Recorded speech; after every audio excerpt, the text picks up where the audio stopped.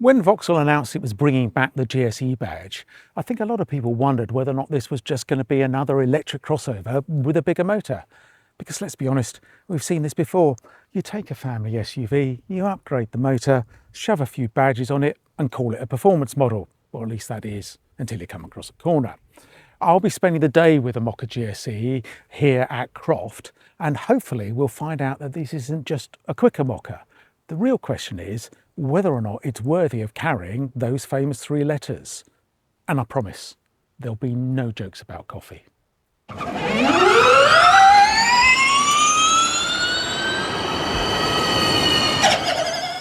Hello, I'm Simon and welcome back to AutoEV. Do you know, it was almost a year ago that we got our first look at the Vauxhall Mokka GSE. Back then we could explore the styling, learn about the engineering and talk about the changes that Vauxhall had made underneath. But there was one small problem. We weren't allowed to drive it. And to be honest, for a performance model, that's quite an important detail.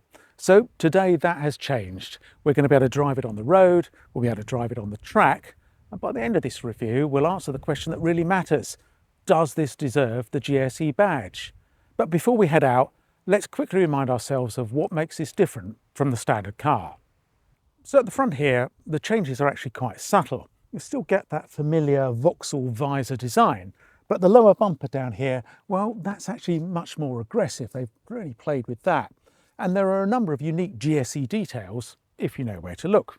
For a start, there are the badges. But probably what you won't notice at first glance is that this Mokka is sitting 10mm lower than the standard car. And underneath, the suspension is around about 50% stiffer. Now that may sound like a recipe for a really uncomfortable car, but Vauxhall would argue otherwise. They say the idea is to improve the handling without ruining the everyday usability. We're going to find out shortly whether or not they've succeeded. And something else that's really caught my attention, and that is a proper mechanical limited slip differential.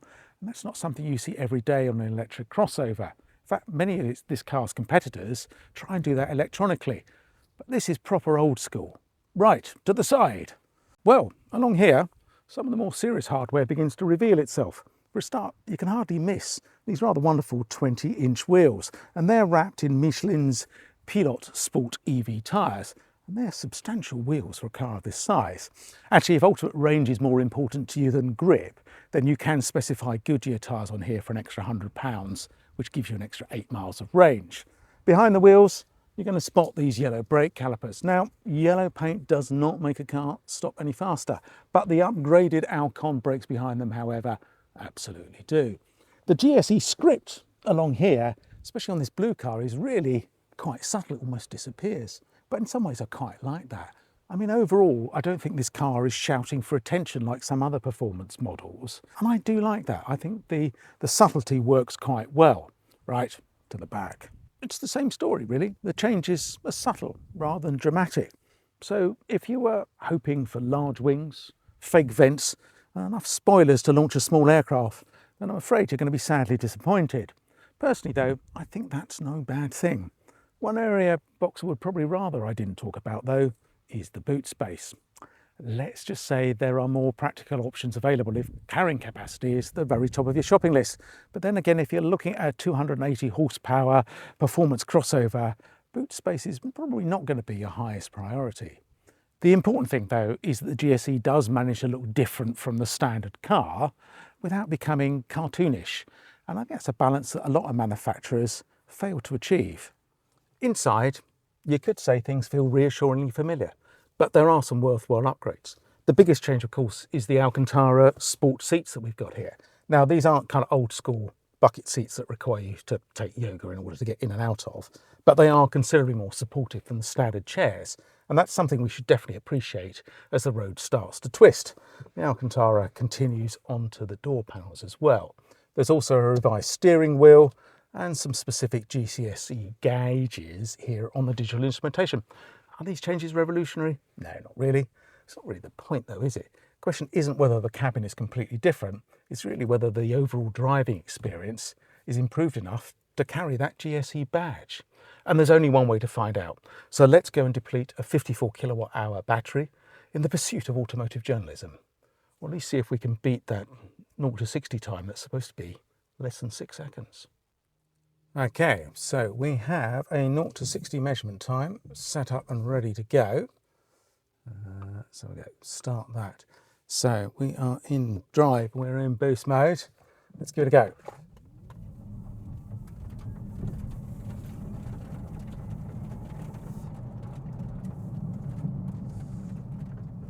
Right. So the score on the door does say 5.3 seconds 0 to 60, which is pretty good. Now, of course, there are quite a lot of performance electric cars that will outperform this to 60. And really, it's not a difficult trick to make an electric car go faster from 0 to 60. So now we do need to take it out on some twisty stuff to see if it actually can go around corners. Before I took the Mokka out on the road, there was an opportunity to take it onto the Croft track. Now, I freely admit this is not my natural habitat, so I was really happy to take some instruction, especially this is also the first time I'd actually visited Croft. This really provided the opportunity to test the car's performance and especially its braking capabilities before I took it out on the open road. Now, these were standard production cars. All we did was ensure they were in sports mode.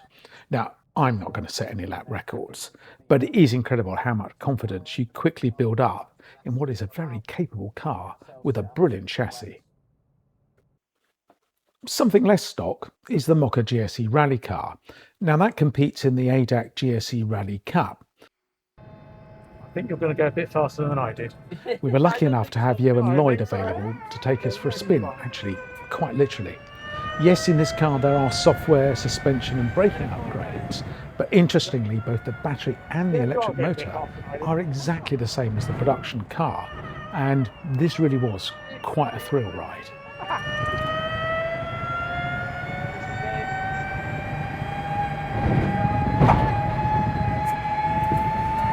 That is really very impressive. That is brilliant. Absolutely amazing. Right. The car's really well set up. It's such a well balanced car. You can throw it around and manipulate it how you want. And it is amazing just how much on this car is stock as well, in terms of the powertrain and the batteries, etc. Yeah, so a really special story bringing the road car to rally. And there's so much of the DNA of the rally car that's embedded in the road car. It's quite special. So no, it's just such a pleasure to drive for me. Brilliant. Thank you very much indeed. Thank Cheers. you very much. So we get it out onto the open road. A 0 to 60 time is all very well and good, but will it actually drive well on the road? So let's go and see it. Now, occasionally you may hear some sat-nav instructions. Sorry about that, but I don't know the roads very well, and we have got a road set up for us. So the first thing you do kind of notice when you sit in the car is that 10mm lowering actually does make quite a lot of difference. I do feel quite planted down here, and the seats, they are definitely going to be good for when we hopefully get into a little bit of twisty stuff. Now, ordinarily when we're testing cars, I generally put them in normal mode. There's not much point putting it into sport, but obviously not on this occasion. I'm not trying to eke out every last mile on this. I'm trying to see whether or not it performs. So we're not going too fast at the moment down this B road. Yeah, the suspension is definitely firmer, but it's not uncomfortable. A bit jiggly, but then again, it's 50% stiffer than the normal car. Now, interestingly, the shocks have got hydraulic bump stops on them. Now, this is something that the other Stellantis brand, Citroën, they use these, but they use them in a completely different way. They're using them for comfort, whereas they're being put to use here actually to act as a sport suspension. So that's a kind of quite an interesting reuse of that bit of technology. I've got to say, this is quite impressive.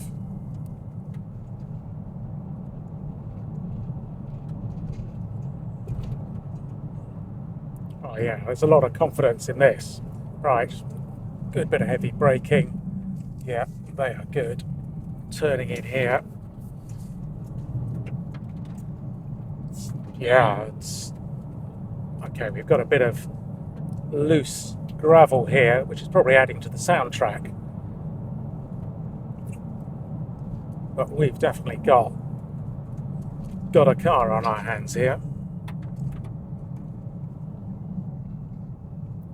Now, quite a lot of the cars I've driven recently have been sort of little family runabouts, which when I've shown them a corner, really fancy going into the hedge. But this is quite different. There's some pretty good work that's gone on here to make this car do this, I can tell you.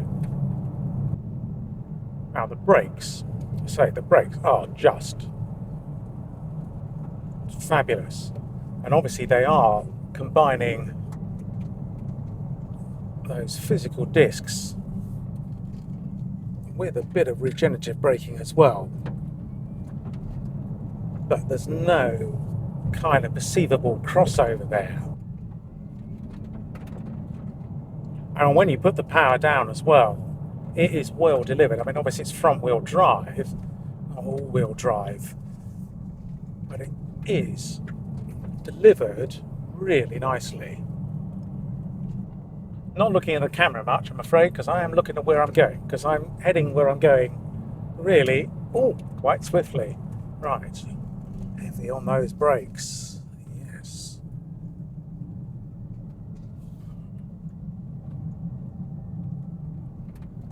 You know, cornering with that limited slip differential is a joy, absolute joy. Vauxhall, can you move this piece of road near me? Because I love it. Fantastic. I say, to turn a car that is in its standard form relatively unremarkable into this little pocket rocket is quite an achievement. The specifications on the Mokka GSE are quite impressive. It's got a good level of power output and it feels genuinely fast and well planted on the road. Drive it enthusiastically and you won't get close to that range figure though. In terms of competition, well, there are others within the Stellantis stable, using similar components, although each is individually tuned by the manufacturer. Perhaps the closest, the Junior Veloce. On paper, this does have quite similar specs, except for that price. It's a real heavy premium for the badge. And although it's not a crossover, the Alpine A290 is always worth considering.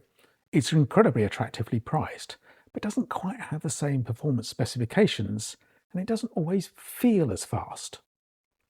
You know, there really is a lot to like about the Mokka GSE. The performance upgrades really have been well applied, and they all work together beautifully. The seats are fantastic and really encourage you to push on. And I think quite a lot of people will like the unassuming looks. There is a little to dislike. The Mokka isn't the most practical car in its class, and so those limitations are obviously carried over to the GSE. Then there's the question of whether or not the GSE badge is enough to compete with a sub-brand like Abarth or Alpine. Finally, we know the Corsa GSE is coming, and will it be better still? So does the Mokka GSE deserve the badge? You know, I absolutely think it does, because Vauxhall haven't simply taken the Mokka, added an extra 100 horsepower and said, yeah, that will do.